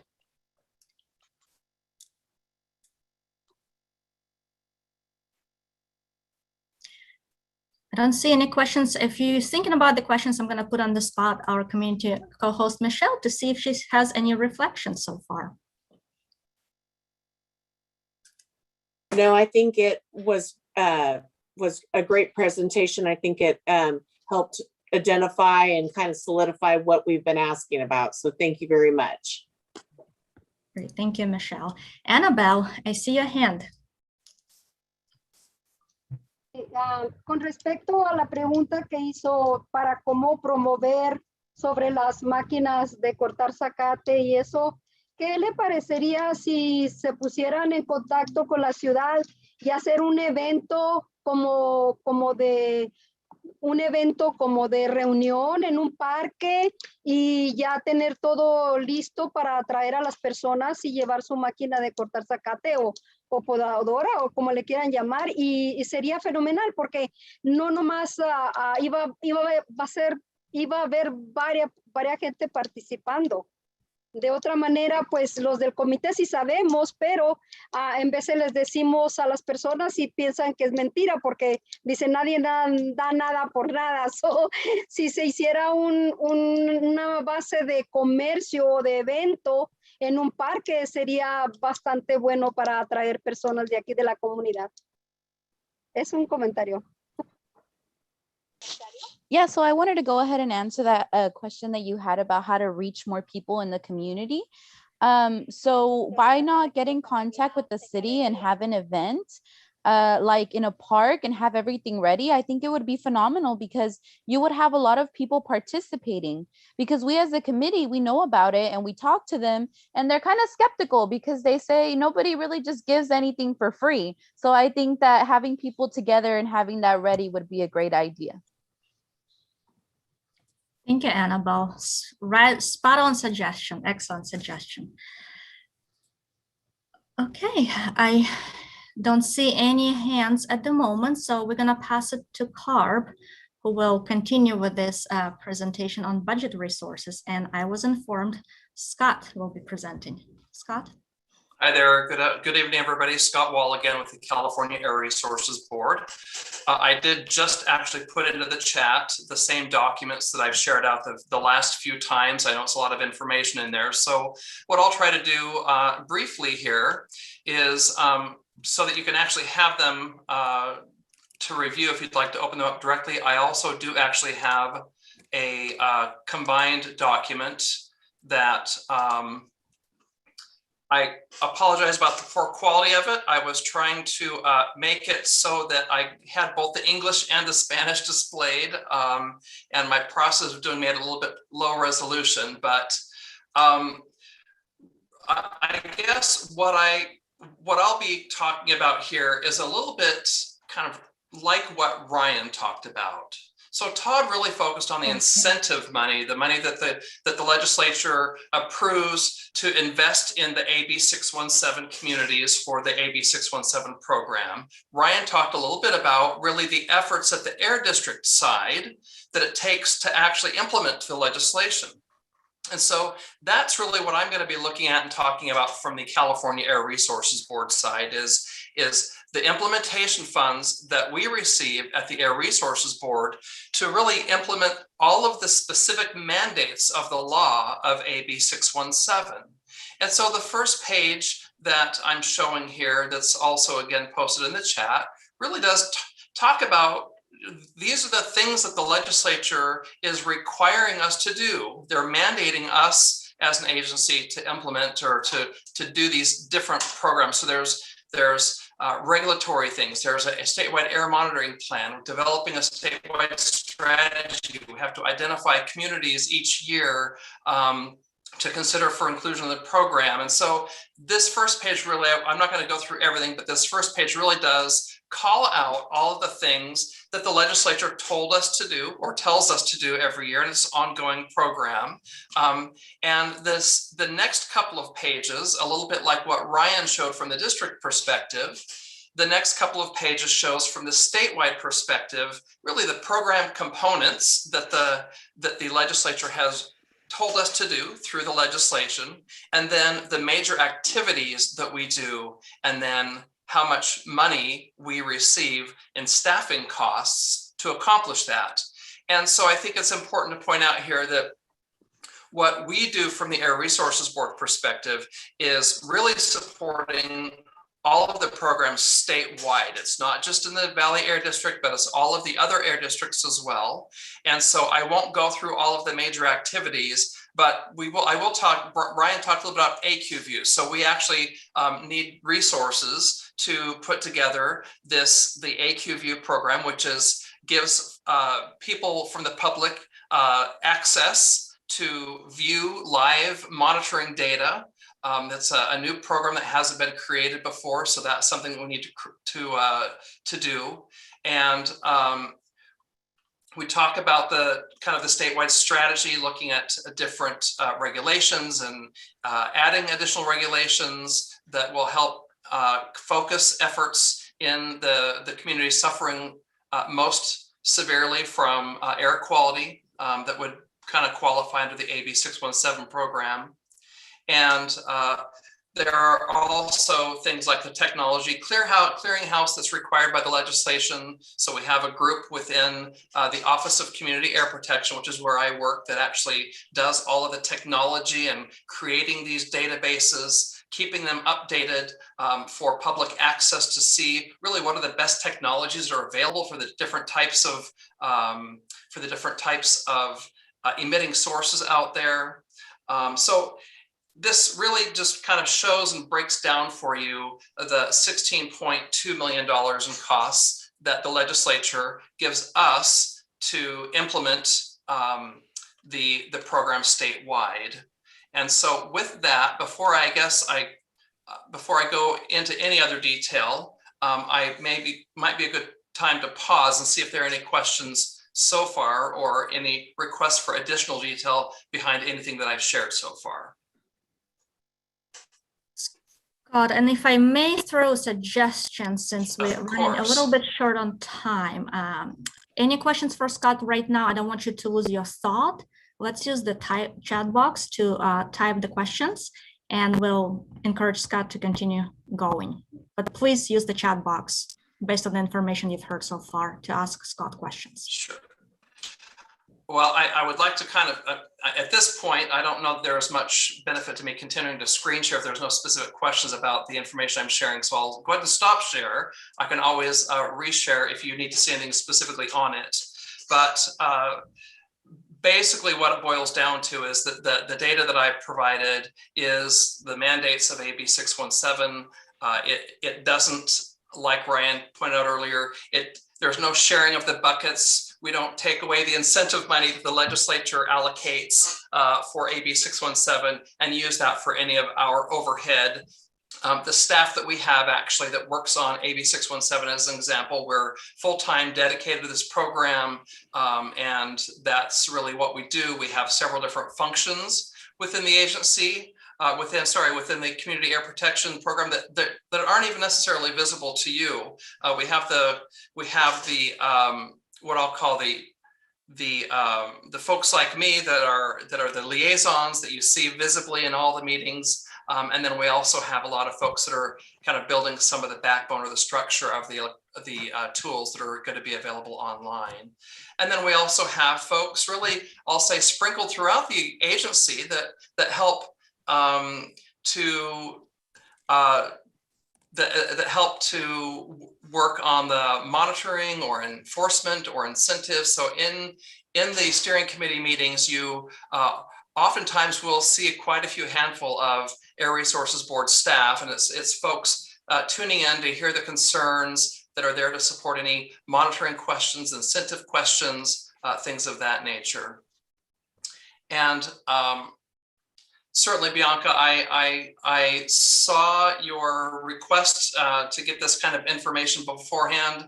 I apologize that I didn't have it posted ahead of time. I was actually out on a family emergency last week, just returned yesterday, and this had been shared, I know, over the past 2 to 3 meetings when the conversation for budgets did come up. So I apologize that I didn't take the extra effort in that, Bianca. And I guess I would ask Deldy or Karen to hop in if there's anything I've missed that they see as critical. Otherwise, with no further questions, that's really what I would have to share. I don't have anything to add, Scott. It's really for this group. If you have any questions or comments for us, we're happy to hear. Any questions for Scott or Deldy or Carb? And I do want to acknowledge and recognize all the documents, all the information presented. There's a lot. Some of it has been posted online, but personally, I don't know if all of you had a chance to review that.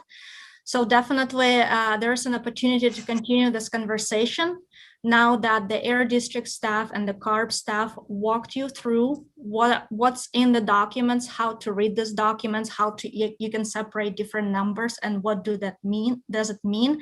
Hopefully you'll have a chance to review that, and perhaps at the next meeting, at the agenda setting meeting, this committee may consider setting aside 15 or 20 minutes to ask any follow-up questions. And I think Air District or CARB staff are always happy to answer those questions as individual follow-ups as well.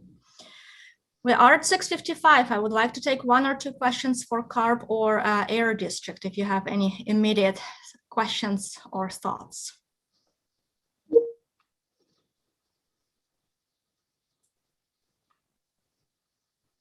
Linda. I just had a quick question. Scott was mentioning that in his budget, like himself and some other staff members are dedicated, and so his salaries are separate. Is that the same with the district staff? I just saw, some of the numbers are large, and I know it's not divided out per the different steering committees around the state, but is that different, or is it just charged back to? I just didn't understand how it worked. If he was saying that his department is committed, is Valley Air or the Air District, does it work differently? So I'll take that, Linda. So what Scott showed was only the funding for CARB staff. So when I covered those different buckets, like for example, the community emissions reduction program and the community engagement, the numbers that I had for those different buckets, that includes the staffing. I mean, it includes staff time and resources, and both the hard, kind of real assets in addition to the staffing time. Okay. Another excellent clarifying question. And Bianca, I do want to acknowledge your comments that residents just received these documents. Again, I do recognize there's simply not enough time to review all these documents. However, it's very helpful for the Air District staff and CARB to walk you through what in these documents, and perhaps we can open up floor for questions at the next committee meeting if you guys decide that at the agenda setting. And I want to circle back. I'm looking at Michelle, my co-host, to see if she has any other suggestions. No other suggestions, but before you guys finish up, I really encourage all members to weigh in. I thought a couple months ago that I needed to start speaking up even when I agreed and when I don't agree. Sometimes things make great sense, and sometimes you need a lot more information, but that's why committees work to make a better community that we live in. And so weigh in with your information, and I encourage you to be a co-host. They walk you through the the procedure and how it is. And I also wanted to thank everybody for putting their time in, and because it is one of our most valuable commodities, and it's always appreciated when people do that. So that was all. Thanks, Hannah. Thank you, Michelle. And Scott, just want to double check, these documents will be posted online, or you sharing those documents via email, or they've been already sending out? Just wanted to make sure I clarify that because I missed that part. Sure. Well, they're posted in chat. That's a link basically to the California Air Resources Board website where we have those documents. I can certainly put out a request and send them over to the district and ask that they also be included with the meeting materials for this meeting as well, if they would like that. And I would just say that we are certainly happy to come back and talk about this after folks have had a chance to really digest what's in that summary. I think in previous occasions, it had been on the agenda, and then, we got taken up with other events and we weren't able to really touch on it. So we're happy to come back as public servants. I think all of us should be prepared to explain what it is we do, and happy to have that conversation. Thanks, Dowdy, for clarifying. Thanks, Scott. Okay, we're at 6:55. Even if you have questions about the budget, we need to stay on time. And to Dowdy's point, this door is not closed. This is just opening the conversation, presenting facts and figures for you to review and get familiar with. Back to the Bianca's point, it's all about meaningful participation, and we strive for that. And part of that is ending on time. I'm gonna open up. I see Michelle smiling. I'm gonna open up for public comment and ask my colleague Juliet to share this slide. Do we have any public comments or questions? For those of you who are participating on the Zoom line, you're welcome to unmute yourself or drop your comments or questions in the chat. And Heather, do we have any questions or comments on Facebook? We do not. Okay, and I haven't seen any comments or questions from public in the chat. I think I've seen one, and we addressed that. That was at the letter part of the agenda.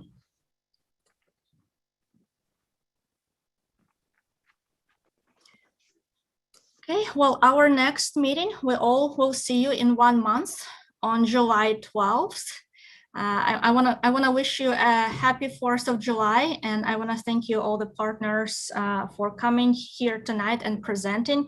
And I thank you, CAC members, for being here. To Michelle's point, time is a very valuable commodity, and it's definitely appreciated. Any final thoughts from anyone before I formally adjourn this meeting?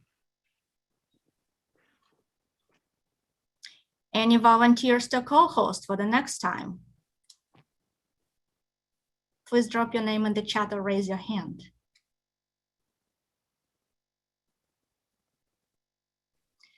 Well, you know the drill. We're gonna follow up with additional requests to volunteer. Zan or Heather, correct me if I'm wrong, but the agenda setting meetings have been set, and it's recurrent meetings from now on. It should be on everyone's calendar, and the Air District will follow up with this reminder so you guys don't miss the agenda setting meetings. We'll encourage you to participate. So we create meaningful agendas for each meeting. And just like I mentioned at the beginning of the meeting, we did not have time for enforcement measures update. And this is something we agreed with at the agenda setting meeting before, that we may or may not have time to address that agenda item. Again, that's been. When is the agenda setting meeting? Heather, this is a I was just looking. I think we are in the process of we set Fresno, but I don't think we've landed on the date for this group. I'm looking. We haven't landed on the date? No, I think the doodle poll is out though. So the doodle poll for your availability to attend regularly scheduled agenda setting meetings, so you don't have to take a doodle poll every month, is out. So please check your emails and participate. Yes, went out today. And if you could reply by Wednesday, that would be awesome. Okay. All right. Well, thank you again for your participation at 7:02, and this meeting is officially adjourned. Have a nice evening, everyone. Good night, and we'll see you in 1 month. All right.